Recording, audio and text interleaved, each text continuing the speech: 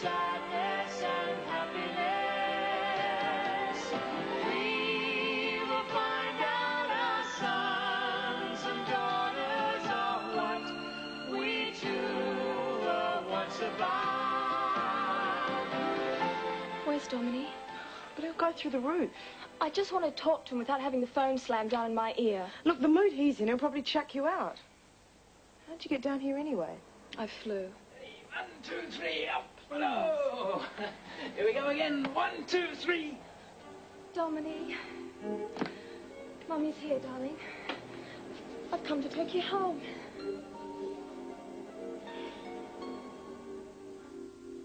A little girl ticklish, eh? Gotcha now. There you go, eh? Over to Angela. Let's see if Mr. Bear's in the bedroom. That's your fault. What's the big idea arriving out of the blue? I've got a right to see her. Not when it upsets her. She wasn't upset when she saw me. She wanted to come to me. Oh, well, of course she would. Right. And it's proved to me that I've made the right decision. I want her back, Rob. Well, you'll have a fight on your hands. I don't want it to be nasty, but you're not being very reasonable. Well, do you blame me? You dump her, let me get used to the idea that she's mine, and then you want her back. If we could just sit down and talk about this calmly... As far as I'm concerned, there's nothing to talk about. No, I think you should leave. I don't know why you wasted your money coming here. All right. That's the way you want it. But I'm not giving up. And I'm not on my own anymore. Oh, I can see Fiona sticking her oar in. I suppose she'd pay for your fare down. It's not her. She's not taking sides. If you must know, Paul Shepherd paid for my ticket. And he's going to help me in any way he can. I'll have to get moving in a minute. Patricia's got dinner waiting and I've got a report to finish for the morning. Oh, any excuse to get away from me. Martin looks nice in his uniform, doesn't he? Mind you, I've always gone a bit weak at the knees with uniforms. And more to do with what's in them, I'd say. Oh, very funny. Still, it'd be nice to go flying with him, won't it? I reckon you'll squib on it. Oh, well, not. It'd be different if you were behind the wheel, or whatever you call it. Well, don't laugh. I thought before it'd be terrific to take flying lessons. Too expensive, though. Oh, I can just see you with your goggles on and your little cap and your scarf around your neck. What's so funny about it, huh? Huh? So funny. Well, go on, laugh. Don't tickle me, I've got ironing to do. Well, that's a terrific way to spend Sunday night. Well, I haven't had any better offers. Well, I've taken you out, but I've got Just some work to do for tomorrow. I know, go and do it. The Baron will return. See ya.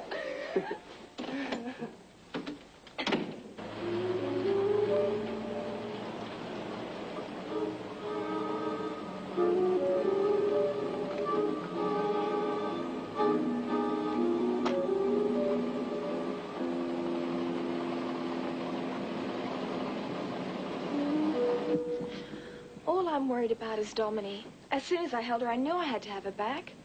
Of course, Rob can't see it that way.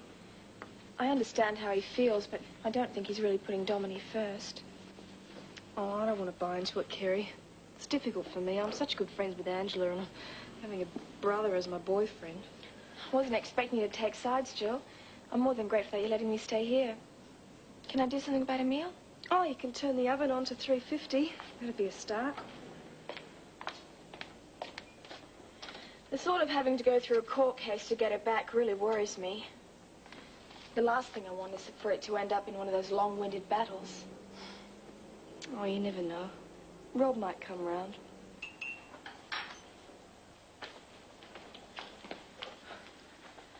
She says she wants to see her mummy again. It's been almost an hour now, hasn't it? Yeah. Looks as though she's going to cry herself to sleep.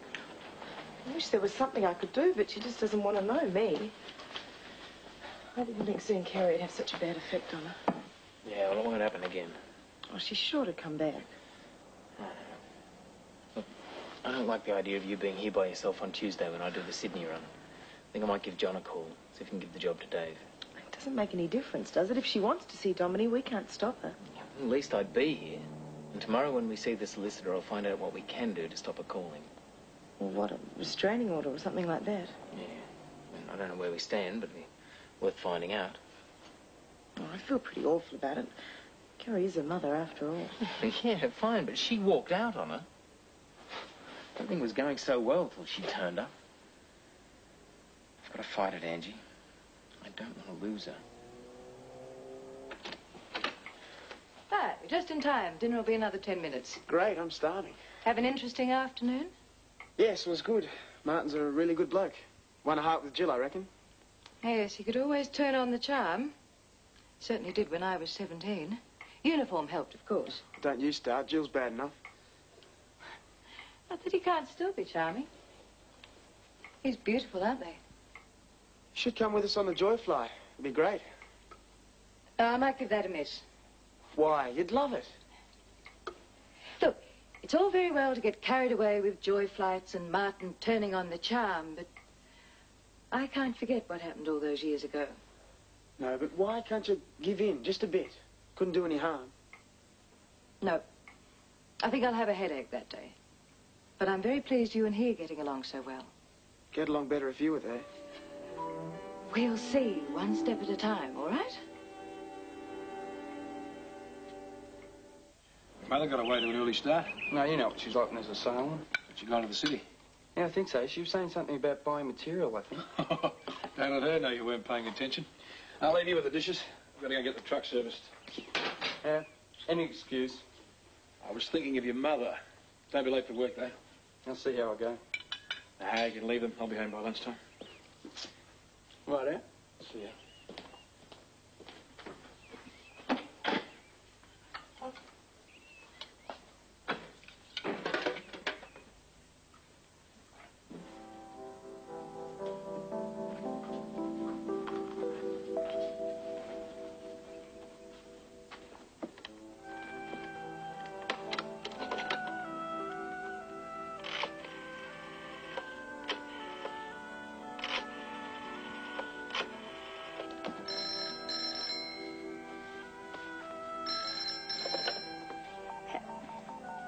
Hello?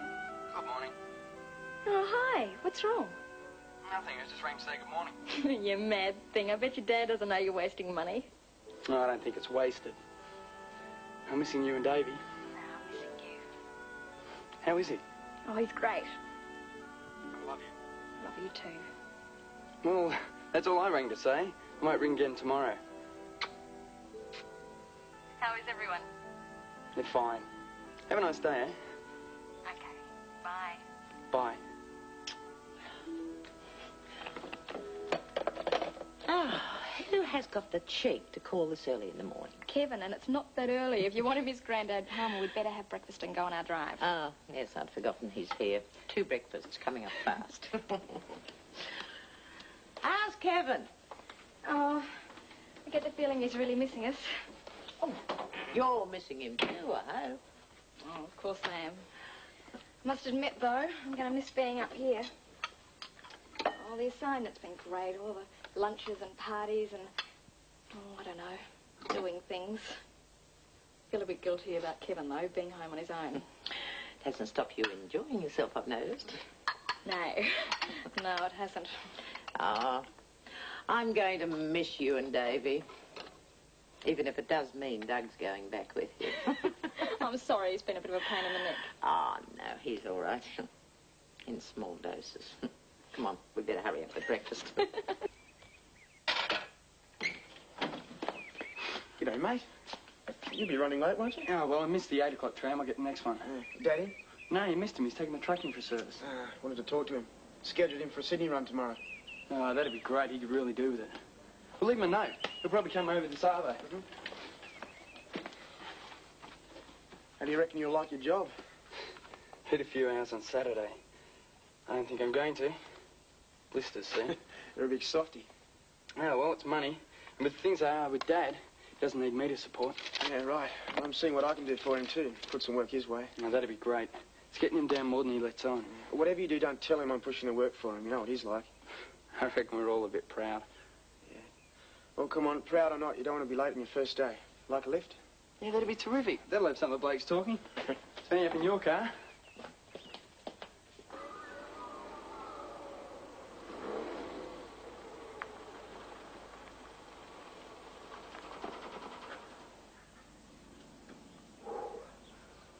Good morning. Hi there. What are you three doing here? Well, I promised to take Lynn for a bit of a drive, so I thought, why not pass through here? Uh-huh. Louis, what's that awful smell? Well, it's good, healthy blood and bone, mate. Well, you took a risk driving with her. You will find yourself flat on your back right in the middle of that if you're not careful. Joke. Isn't that the dog I saw at the Armstrongs the other day? Yeah, it's Wendy's dog, but it's second in liking to Gail. It follows her home all the time.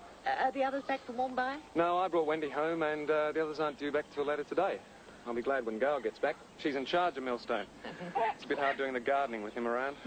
Oh, Pooh, where's he peed? Oh, no, he's covered in blood and bone, eh? Get out of it! It's everywhere. He likes you.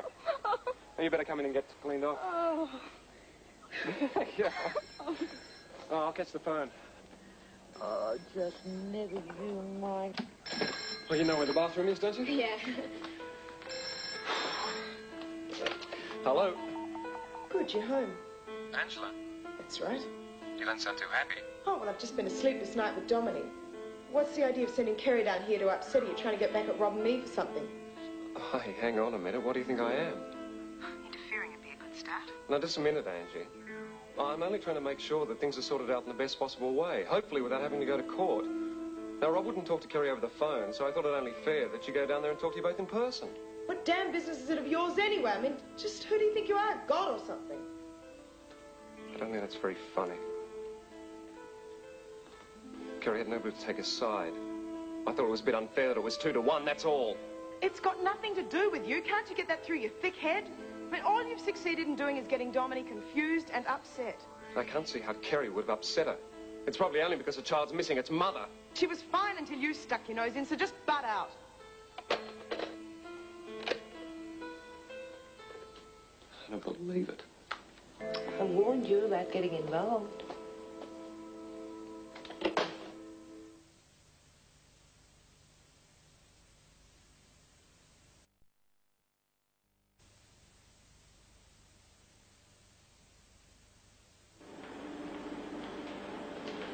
Oh, John. Just going to lunch. Yeah, well, never mind that for a moment. So what the hell do you think you're playing at? Giving Rob Sydney a run to your father? Do you think it'd matter? Rob wanted to change? I don't give a damn what he wanted. Even so, you should use a staff driver and not your father. But Rob takes what he's given or he's out. Understand? All right. Bit unfair on Dad. He's worked in this place for 20 years. I couldn't see any harm in pushing some work his way. He doesn't work for the company anymore. He chose to go out on his own. He takes his chances with the rest of the blokes. All right? All right? Yeah, all right.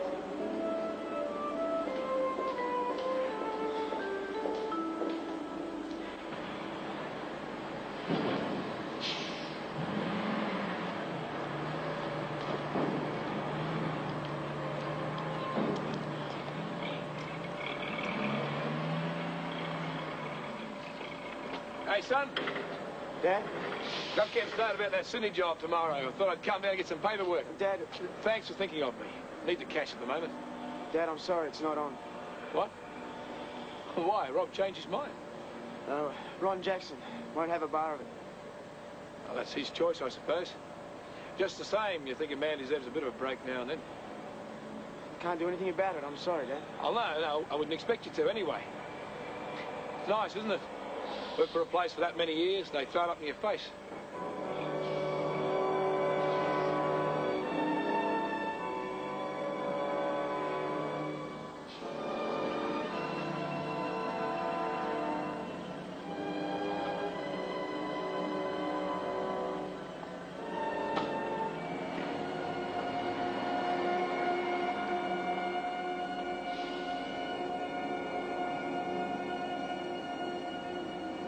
I can see that he'd be upset, but I'm sure he doesn't blame you.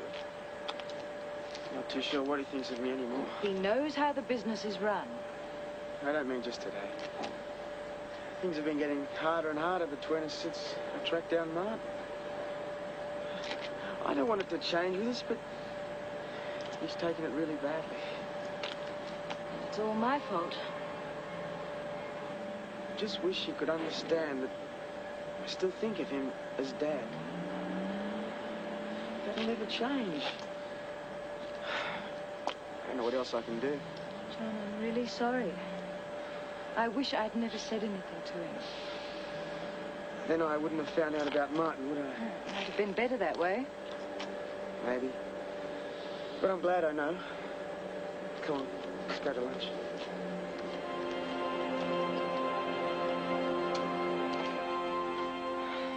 She's fast asleep. Poor kid's worn out.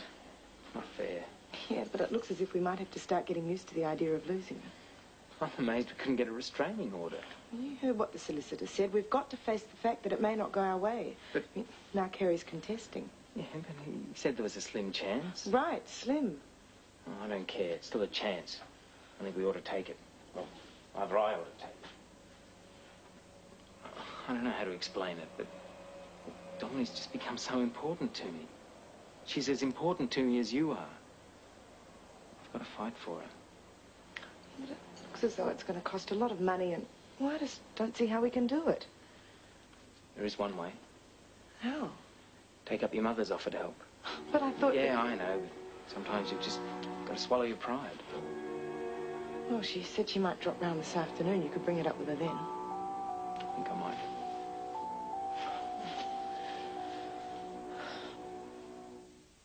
What makes it harder is that Kerry's got Paul Shepherd's help. For some reason or other, he's decided to stick his bib in and help her with money. He even paid her fare down. I see. Seems a little odd. Well, he's just being a good Samaritan. Either that or he's trying to get at us. Yeah, well, it doesn't matter why he's doing it. The point is it's going to make it more difficult for us. Well, what I'm getting at is I wouldn't mind taking up your offer to help. Money-wise, that is. Well, of course. Whatever you want. I'm happy to do whatever I can. I made that clear. It would only be a loan, as far as I'm concerned. Whatever you like. Well, you know how I feel. I don't want to be in debt to you, but I just don't see any other way out. You may not believe me, but I really do want to make things up to a lot of people. And anything I can do for you and Angela goes without saying.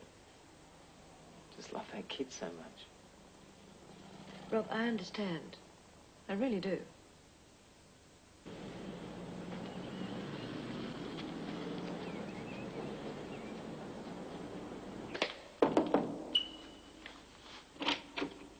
Oh, hi. What are you doing here? I was on my way home from work. Thought I'd call in. You felt thirsty, eh? Oh, now you mention it. Well, I haven't got much in the fridge. Will a cup of tea do? Yeah, sure. How did your first day go? Toughen up my hands. That's about all I can say for it, though. Oh, not much good to you as a bank teller. A bit of extra money, that's the main thing. Want to buy Lynn a surprise when she gets back. She's a lucky girl. Oh, shucks. Oh, if you can't take a compliment, don't take it at all. Do you want some sugar? No, thanks. How come you passed here on your way home? Oh, I broke the tram trip. It's one thing that's really going to get me down about this job. Having to get to Glen Huntley from Albert Park. We'll get a boat and row across the lake. Save a bit of time. What I really need is a car. Most of my mates have got them. More money. Yeah, what about the flaming fares? They could just about pay for the petrol. Have you got a license? Well, no. Wouldn't be a bad place to start, would it? Oh, if you're going to drive, I think it might be a good idea. Would it? I reckon Dad could spare the time to teach me. Or even John. I'd go for John if I was you. I would have liked to have learnt to drive in his car. Yeah, good idea.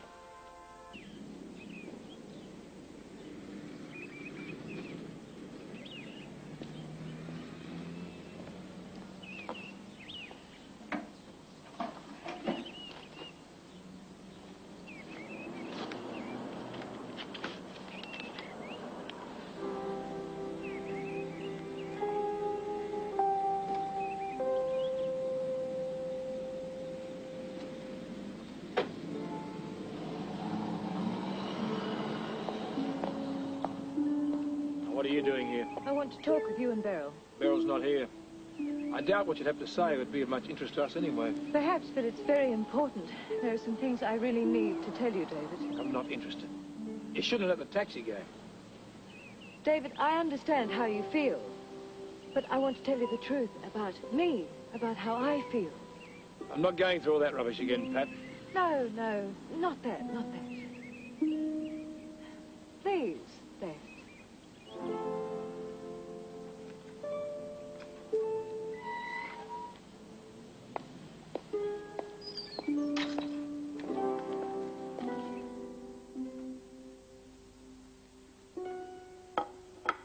There are only two men I've ever really loved. You and Martin. Well, there was another man, but he was more like a father to me, so that was different. I know you probably don't believe me, but those 3 months that we spent together as kids, I wasn't just using you. You were very kind and gentle, and I loved you for it. I don't quite see the point of what you're getting at. I'm just trying to tell you the truth. I know there's no way in the world that I can change what I've done to you and Beryl, but I'm genuinely sorry. The thing I'm most sorry for is telling you about Martin. Well, obviously, you thought you had to. No, I didn't. That was the one time when I should have kept my mouth shut. You must have been very hurt. I know John was. But you weren't the only ones that suffered. I paid for it by having a nervous breakdown, which you probably think I deserved. But I wouldn't want to go through it again. I'm sorry, Pat, but I can't say I believe you. I don't know what I believe anymore. Don't blame you.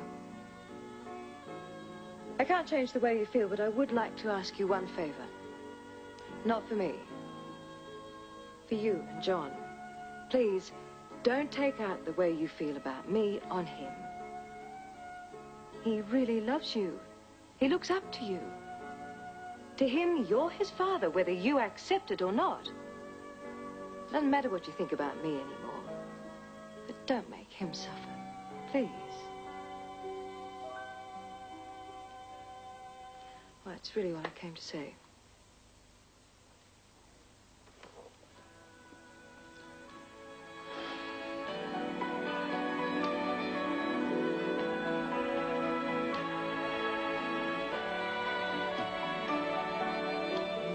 Is she or isn't she? Surely Pat the Rat isn't going to suddenly become Pat the People's Friend.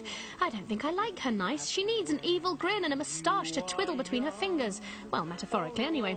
Right, bits and pieces about fashion today. Kate was rather impressed by Paul Shepherd's eyeshadow in a recent episode.